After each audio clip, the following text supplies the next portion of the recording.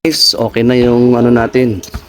Ito na yung final na pinagawa ni Konsihal Mary Cristal na CR. So ready for turnover na to, guys. Ito na yung kabuuan niya. No. So yan. Guys, ito na po yung kabuuan natin. So this week siguro pwede na natin to turn over. I-check na lang natin kung ano yung pwede natin. Sabi na lang po natin yung principal dito kung may kulang pa para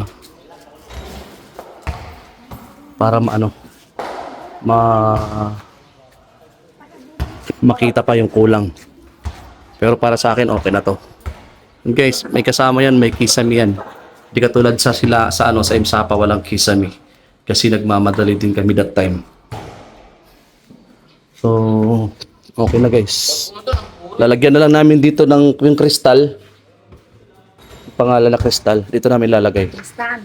Hindi yung kristal na ano, yung parang silver. Isa. 'Di ba? Maganda na. Okay na. See? Siyempre, okay na sa atin yung ganito lang. Batang Summer.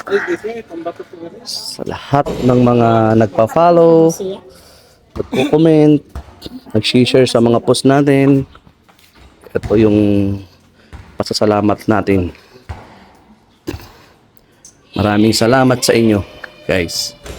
So, hanggang sa muli. Tapos na proyekto. This week, to turn over na lang natin, guys. So maraming salamat sa lahat ng nagpa-follow, nag-share, nagko-comment sa mga vlog natin. Thank you very much. Okay.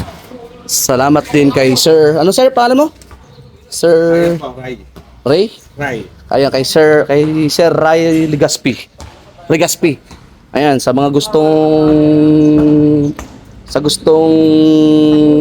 magpaguhit ng mga ganito, kontakin lang po niyo si Ray Legaspi. Ayan.